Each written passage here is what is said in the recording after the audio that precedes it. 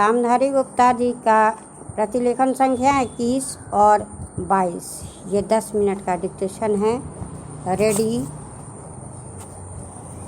Start.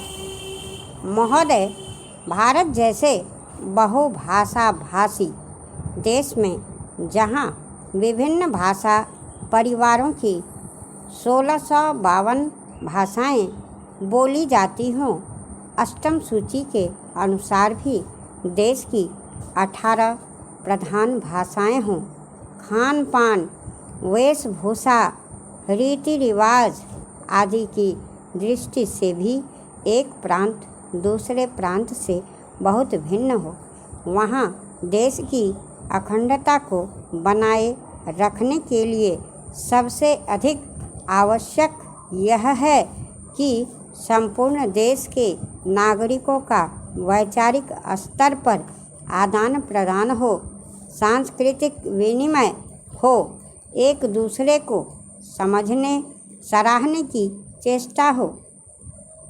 जहाँ संपूर्ण देश की भाषा एक हो, वहाँ तो शायद उस एक राष्ट्रभाषा से यह संभव भी हो सके, किंतु भारत जैसे विशाल तथा विभिन्न संस्कृतियों और विविध भाषाओं वाले देश में अनुवाद ही सबसे सशक्त माध्यम है, जो संपूर्ण देश को एक सूत्र में बांधे रखने में सहायक हो सकता है। द्विभाषिकता का महत्व भारत में प्राचीन काल से रहा है। आज भी भारतीय जनसंख्या के सांख्यिकीय आंकड़े यह बताते हैं कि भारत में द्विभाषियों का प्रतिशत काफ़ी ऊंचा है। कहने की आवश्यकता नहीं कि सभी भारतवासी सामान्यतः हिंदी या निकटवर्ती प्रांत की भाषा को दूसरी भाषा के रूप में प्रयोग करते हैं।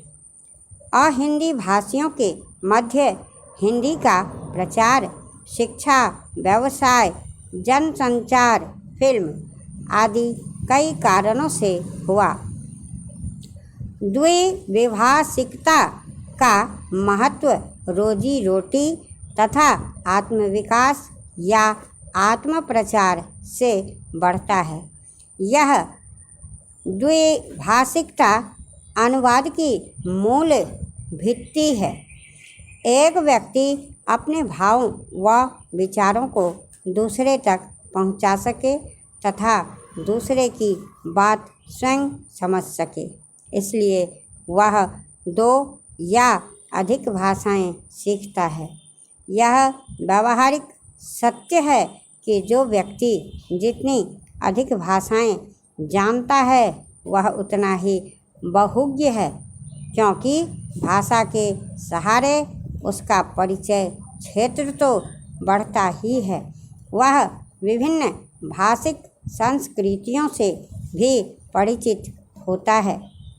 देश चाहे भौगोलिक दृष्टि से छोटा हो या बड़ा, शक्तिशाली हो या निर्बल, धनी हो या निर्धन, संश्लिष्ट अंतर्राष्ट्रीय राजनीतिक स्थिति को समझने के लिए दूसरे देशों की साहित्यिक, दार्शनिक, वैज्ञानिक स्थिति को समझने तथा उनसे लाभ उठाने के लिए उसे अनुवाद का सहारा लेना पड़ता है।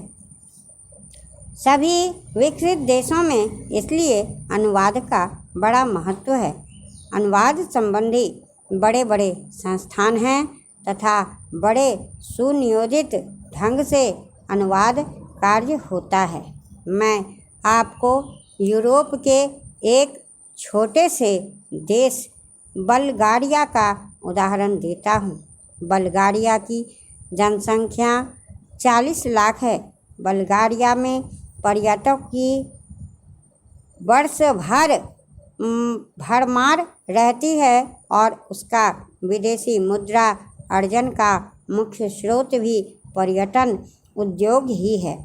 विश्व के अनेक देशों के पर्यटक वहां आते हैं, जिनमें बल्गारियन भाषा जानने वालों की संख्या नहीं के बराबर ही होती है।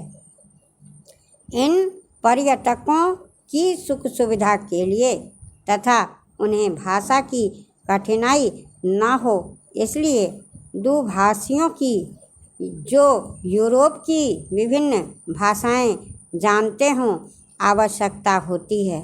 इसके लिए विश्वविद्यालयों में नियमित रूप से युवक युवतियां विदेशी भाषाएं सीखते हैं और दुभाषीय का काम करते हैं।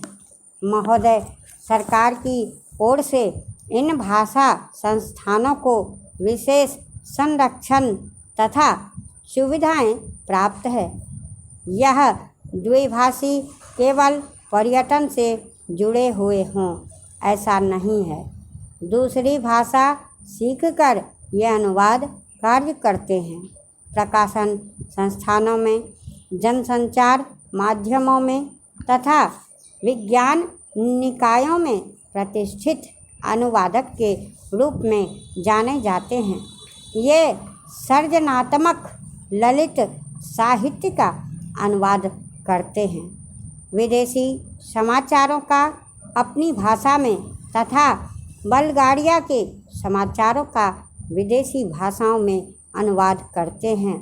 ये अनुवादक अपनी अपनी भाषा के विशेषज्ञ माने जाते हैं।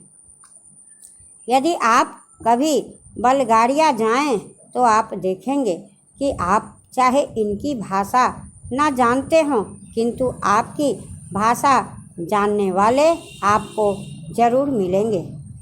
अभी कुछ महीने पहले की ही तो बात है जब भारत के राष्ट्रपति डॉक्टर शंकर दयाल शर्मा बल्गारिया गए।